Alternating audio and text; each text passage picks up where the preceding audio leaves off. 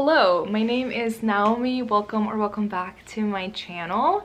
So today I have probably my favorite video to film of the year, which I mean I haven't even been doing booktube for a while, but anyway, my favorite video to film is the Hispanic Heritage Month book recommendations. I actually just went back and watched my other two to make sure that I'm not repeating any books. So after you watch this, if you still want any more recs, there are 2 more videos on my channel with a whole bunch of different recommendations that I recommended years ago. So yeah, I think today I have 10 books, and these are books that I've recently read, of course all by Hispanic Latino authors. I tried to make it as diverse of different Spanish speaking countries as best as I could. I am from Puerto Rico. I'm Puerto Rican. I lived there for 13 years and I love celebrating Hispanic Heritage Month, obviously. And usually all year round you can find books by Hispanic Latino authors recommendations on my Bookstagram or here on my channel.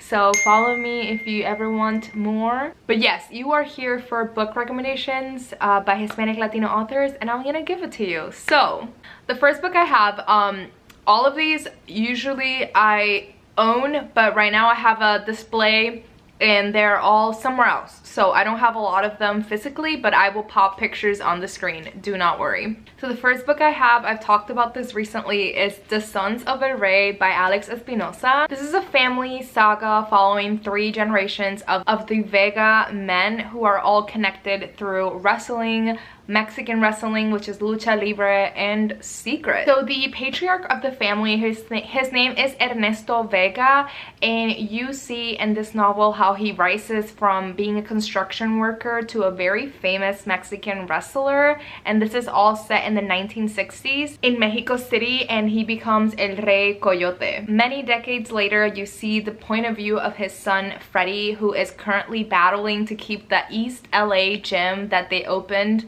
He's battling to keep it alive and keep it open because of bills and all of that, and he's also taking care of his father, who is the wrestler who has become sick. There's also the point of view of Freddie's son Julian, who is very queer, and he is sort of searching for love and his sense of self as a gay Mexican-American man. Obviously, this is told in multiple POVs. You see all of the 3 men, plus 2 of their wives are in here too, so told in multiple perspectives. Spanning many years, this follows their family story from Mexico City all the way to the LA suburbs. I really love this book. I gave this a 5 out of 5, which probably all of these are 5 out of 5 stars, so if I forgot to say, it was most likely 5 out of 5. The next book I have is Oye by Melissa Mogollon. This one is super funny and it is a debut. This novel follows Luciana, and it's all told through one-sided phone calls that Luciana is doing to her older sister Mari. Luciana is the youngest in a Colombian American family, and when there is a hurricane headed towards Miami, she is kind of tasked to convince her very stubborn abuelita, grandma, to leave her house, and her grandma is dead set that she is staying in her house. She is not moving from there. During the storm, her abuelita gets a diagnosis that changes the whole family's dynamic, and then our main character Luciana is sort of forced into this role of being a caretaker, and she has to deal with her abuelita's outrageous demands, also her coming of age story, and her figuring out her queerness, and lots of chisme and family secrets. I absolutely love this one. If you are doing an audiobook for any of them, I would recommend this one. Like I said, it is all told in one-sided phone calls, so it was an amazing audiobook. The next book I have is We Came to Welcome You by Vincent Tirado. This is sort of a suburban horror social commentary book. This book did such a good job at blending like domestic life and the supernatural. I really love this one. This one follows Sol and her wife Alice, and they just moved into this beautiful picture perfect house in this very nice like gated community neighborhood, and the neighborhood has a lot of friendly neighbors but a very bossy HOA. And our main character is Sol, and she's currently struggling with a workplace scandal. She has a very strained relationship with her dad, and she is heavily relying on alcohol, and she just can't shake that there's like a really creepy feeling in this neighborhood. And slowly she finds out this very scary secret that the neighborhood doesn't just suggest assimilation, it is required in this neighborhood. This book was really funny, it was very scary, it explores systemic racism, assimilation, and more. The next book I have is Chicano Frankenstein by Daniel A. Olivas.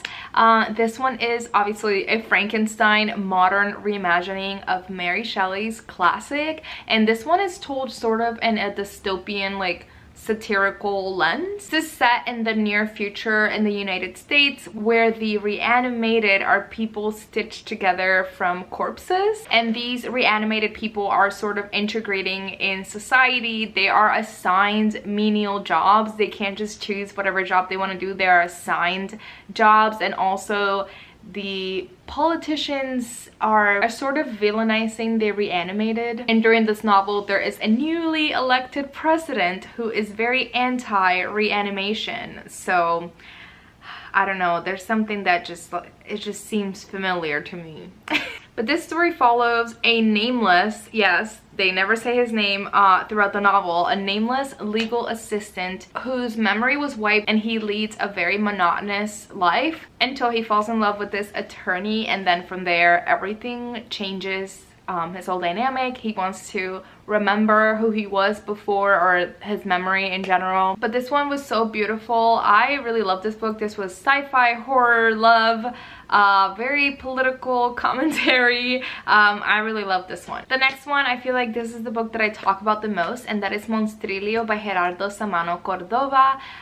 This one follows this couple who just lost their son, and the mother, grief-stricken, she cuts a piece of her dead son's lung, and then she nurtures this lung until it becomes this little creature called Monstrilio, and she hides him in Mexico City, and over time this little creature Monstrilio begins to resemble their dead son Santiago, but of course his monstrous creature-like instincts are just like inevitable. I can't speak English today, I'm realizing. I am struggling today. But yeah, this is one of my favorite books by a Hispanic Latino author. Deals with love, loss, grief, beautifully written, and it is a debut, which is really wild to me because Gerardo Samano Cordova, I am waiting anxiously for his next book. The next book that I have is a memoir, and that is Solito by Javier Zamora. This is one of my favorite all-time memoirs. This is one of the most beautiful memoirs I've ever read in my life. So of course this memoir is Javier Zamora's story as a 9-year-old boy when his parents are already in the United States and he was left behind in El Salvador, and then his parents arranged for him to come from El Salvador to the United States, and a trip that he thought would be maximum 3 weeks turns into these months and months of despair and just a lot of awful things happening around him, and he's 9 years old. There's months of danger and deserts and boat rides, and a lot of really shitty things happen in this book. It was wild to read. As a Puerto Rican, I never had to like immigrate in that way. I've never had to worry about like citizenship or anything like that, and just reading about it and like learning more about it, it was just so wild to read. But yeah, this book follows Javier and his makeshift little family that he creates from these other people that are also trying to migrate to the United States. Love, resilience, and it was just, it's the most beautiful book. Please read it. The next book I have is The Great Divide by Cristina Enriquez. This one is set during the building of the Panama Canal. Historical fiction has multiple POVs. I will try to do my best at remembering each POV, but the very first one, which is one of the more like main characters, is Ada. And Ada is from Barbados. She's 16 years old, and she leaves Barbados because her sister is sick and they need money, so she goes to Panama following all of the other laborers that are going to Panama currently to find work to send money back home. This novel also follows Francisco, who is a fisherman who does not like all of these people that are coming to Panama, and also his son Omar, who actually really likes what's happening in Panama currently. And the last few POVs is this American doctor, John Oswald, who is currently in Panama trying to eradicate malaria, but then his wife gets sick and Ada becomes his wife's caretaker. And of course, all of these POVs and different stories weave and intertwine. Cristina Enriquez did such a beautiful job at sort of giving voice to the voiceless during this time of this like big engineering feat happening of the Panama Canal, and all of the workers and rebels and everyone who didn't really have a voice while this was happening. I love this book. It's very beautifully written, very lyrical, and yeah. The next book I have is The Dangers of Smoking in Bed by Mariana Enriquez, another Enriquez.